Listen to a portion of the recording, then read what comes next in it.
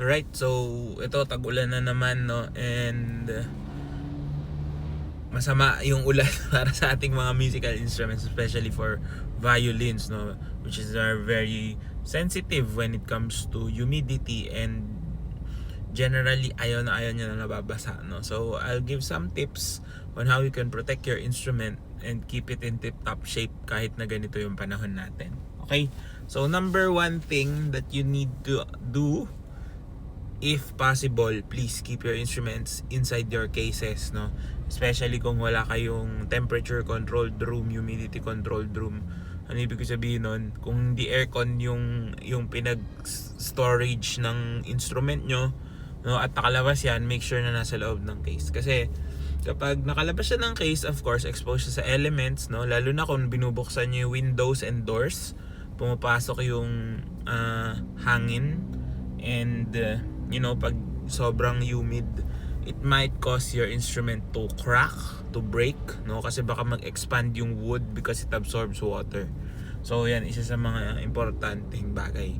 Keep it in the case kapag hindi ginagamit, and pag ginagamit naman, remember to always wipe it. Number 2 yan, no? Wipe your instrument. Huwag nyong iwan na may condensation. Alam niyo yun, yung kapag like for example sa salamin, 'di ba? Pag lumabas ka ngayon, nagmo-moist yung salamin mo. Ganun din yung nangyayari sa violin kapag ginagamit natin siya. Kapag nakalabas siya, minsan kahit nasa air conditioned room ka na temperature controlled, humidity controlled, usually nagkakaroon pa rin. So make sure na kapag tinago mo, tuyong-tuyo siya. Kasi aside from it breaking or cracking, pwede ding mag-develop ng molds, no? And ayaw natin yun sa ating mga wood kasi again, masisira yan, kakainin at mabubulok. So make sure na ingatan kahit magkano yung instrument nyo, guys. Sobrang simpleng tips lang nito, but it would make a big difference in how your instrument behaves. Okay, ano ibig sabihin naman ng behavior? Kasi usually when this time comes, no, yung medyo maulan na panahon, especially here in the Philippines, nagiging mas muffled ang sound ng ating instrument. Sometimes because of the air as well. Syempre merong factor yan. Kapag mas mabasa yung hangin, mas hirap mag-travel yung sound, no? And also because again, nagiging mas expanded yung wood. So make sure that you always play on it as well, no? So parang ang counterintuitive, no? Itago mo. Of course, itago mo pag di mo ginagamit, pero as much as possible, play on it para hindi din siya mawala sa position yung sound post nyo, yung bridge nyo, maging responsive pa din siya. Kasi the more na istago natin to, the more na store natin, even though lagyan na pa natin ng, let's say, silica gel sa loob, no? Iba pa rin yung natutugtugan natin yung mga instruments natin. Okay? Now, when it comes to your bows, make sure to always wipe your bow, no? Kasi ganitong panahon, usually din madalas magdagay ng mas maraming rosin kasi mabilis siyang mawala. Kasi nga dahil sa humidity, nababasa yung residue ng rosin, yung powder sa bows natin. Usually ano nangyayari? Nagiging black, no? Nangingitim yung bow hairs natin because of the humidity, kasi nababasa yung powder, tumitigas siya doon, no? So basically naglilibag siya, no?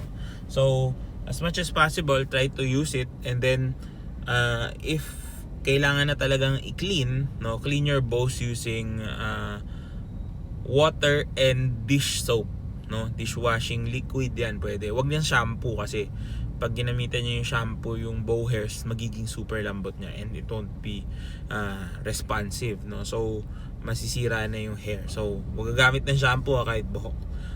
And also just generally wiping your instrument upon every use, no? Bow, instrument, chin rest, lahat ng parts ng instrument nyo, just wipe it after.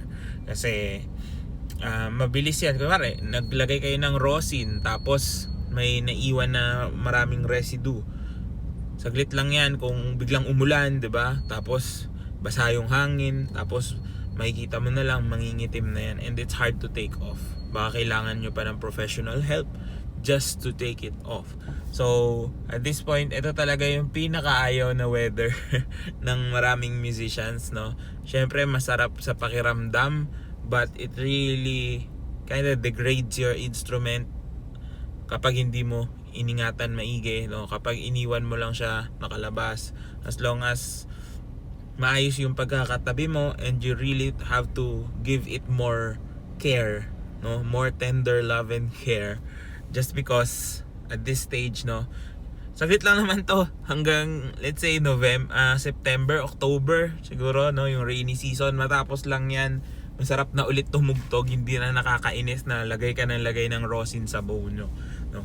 Pero yeah, it comes in seasons, 'di ba? Pag summer, iba rin yung magiging natin, pag mainit yung panahon, meron din tayong mga precautions na tinitake, but for now, ganito yung gawin nyo, no? Again, keep it in the case, wipe, use silica gel kung kailangan, and of course, practice. Huwag na kalimutan mag-practice para kahit na anong sabihin natin, yung instrument natin is still in good shape because the sound is affected by how much we use the instruments and paano siya magre-respond sa mga vibrations that happens during playing. Ayan. So sana nakatulong to. Comment down below if you have other questions when it comes to this weather.